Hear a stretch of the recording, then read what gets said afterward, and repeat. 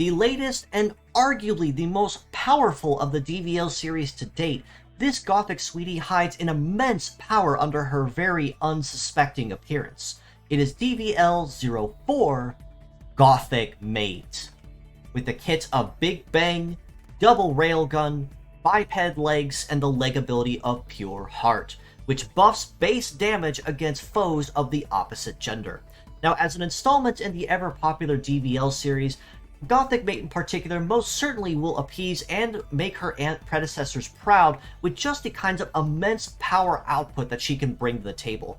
As cute as she is, appearances can most certainly be deceiving with the kind of base power she has at her disposal. From the very moment the fight begins, she makes herself a threat right from square one. Big Bang on the head part, and the first instance of this on a non-collab model, is a rather interesting type of shooting attack that can be immensely powerful but comes with a very strange caveat. To explain Big Bang briefly, upon attacking a target, if the part that they are targeting is at full HP, 100% unscratched, you have a 70% likelihood chance of insta-breaking the part with your shot. However, if the part is damaged in any way and is not at 100% HP exactly, you will instead heal the targeted part with the intended damage you would have originally dealt. So some balance will be most certainly encouraged and exercised if you do plan to make use of that skill conventionally. Railgun on both arms are conventional shooting skills which basically serve as the shooting version of Pile. That means that they have incredibly well-balanced stats across the board, much like any other conventional shooting skill, rifle, Gatling, or so on, but they also come with the caveat that they have passive defense ignore built in. This means that when attacking the target, instead of dealing just the base modifier damage before resistances to the target, Railgun will instead bypass the resistances, which means every hit that lands is going to be moderately painful across the board no matter which way you look at it. And if you pair Pure Heart on top of that, that means that essentially 70% of the Metarot population and roster, which is mostly male-type bots, will have to be exceptionally careful when tackling on this Gothic sweetie while she's on the field. Biped legs means that she has pretty solid coverage across all terrains, as bipeds have arguably one of the best terrain matches across the board, but when it comes to that, she's honest, that's only just one instance of why she's so immensely powerful. Many more to follow here shortly. The first of which are her stats across the board in pretty much every department, if I'm being real with you. With a base armor of 4100 for the head, 3600 for the right arm, 4050 for the left, and 4350 for the legs. Very immensely healthy HP pool, which you don't see very often on female-type bots at all, if I'm being completely honest with you.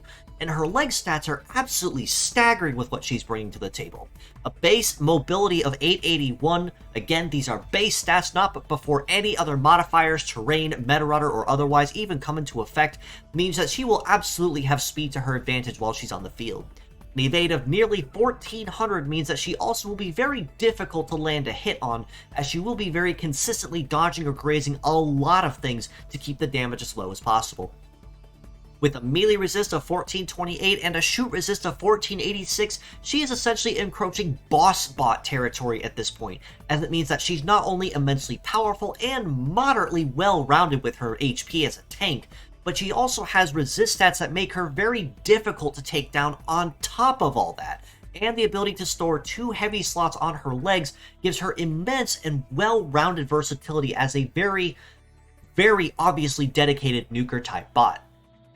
Now, as if this wasn't bad enough, Gothic-Mate is also capable of transforming, much like her predecessor Blossomail, where she exchanges her entire kit from shooting to melee, to being predominantly melee-oriented. And in this, she becomes even more dangerous, aggressive, and if she wasn't already a threat on the field, well, she's about ready to at this point forward. At this point, when she changes, she will don a more devil-like appearance. Those floating objects will actually attach to the back of her spine and become extra arms with claws. And in this form, she exchanges her kit for Inferno, Double Ghost, Biped Legs, and the leg ability of Auto Charge, which passively fills Metaforce Gauge every turn an action is completed. Now in this form, again, if her being a dedicated fighter and nuker wasn't already kind of obvious, in this form she takes out and amps it up at least 8 more levels, at the minimum closer to 10 with just the kind of raw damage output that she brings to the table. Inferno on the head part, and kind of a fail-safe and a last resort kind of thing when it comes to what she can do, but explaining briefly, Inferno is basically microwave plus blowaway. That means that whatever your Metaforce charge is will be added directly as a modifier and multiplier to your base damage, but then upon attacking the target, you not only will self-destruct, given that this is a self-destructing move, but it will also blow the enemy away from you back to their starting position.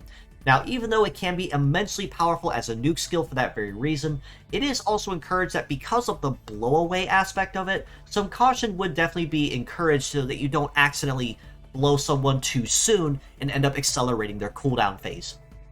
Ghost on both arms means that she already has a very high base damage output right from square one, as much like with Inferno, Ghost draws its bonus damage and damage modifiers from how much of a Metaforce charge you have, almost exactly 1-to-1 in terms of percentage and modifying. With this as well, Ghost also packs passive defense ignore if capped at 5-star, which means that if she's packing a full Metaforce gauge and she goes to slap you, it's very obvious she's going to slap you clear into next week and you won't even know what hit you. Pair this off with auto charge on her legs and she is most certainly a force to be reckoned with right from square one, whether that be in this form or in her base form. In this form, however, her stats really don't change too terribly. Her base power does notably go up, of course, between Inferno at 2550, right arm Ghost at 1800, and left at 26, almost 2270. But her leg stats are going to be where a good chunk of her changes are. By exchanging a good chunk of her evade, close to about 1400 down to about 900 in this case, she adds about 100 more to all other leg stats. So her mobility goes to 941, and her melee resist at 1619, and her shoot resist at almost 1600. Which means, again, she's tanky, she's powerful, and she's immensely fast on top of that. Which means utmost care and encourage and caution will be absolutely required if you are going to take this Gothic Sweetie on the field. All this being said, though, as a pure set score, I very easily, without a doubt, have to rate her an exceptionally rare 9.5 out of 10.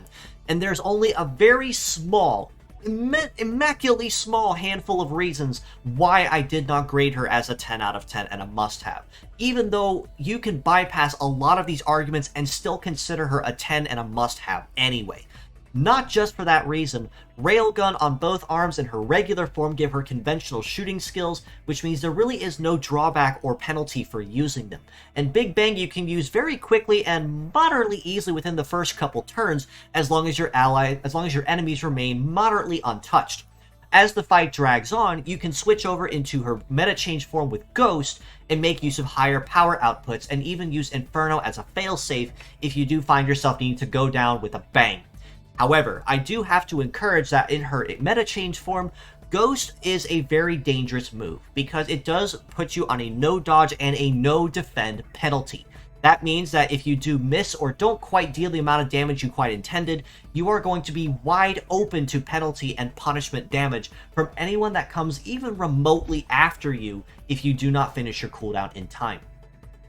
As a mixed parts score, on the other hand, I do have to rate her very easily a 9 out of 10 as well. Primarily for the reason that even if you are missing out on Inferno, Double Ghost, and Auto Charge with her change form, between Big Bang, Double Railgun, and pure biped legs, boss-type biped legs at that, with a very solid leg ability for females, it's a model you can never ever go wrong with using or putting basically anywhere. And even if you do have to kind of juggle around a heavy slot or two, it's honestly a very easy and very well worth price to pay if you're going to make use of Gothic-Mate on any team that you build.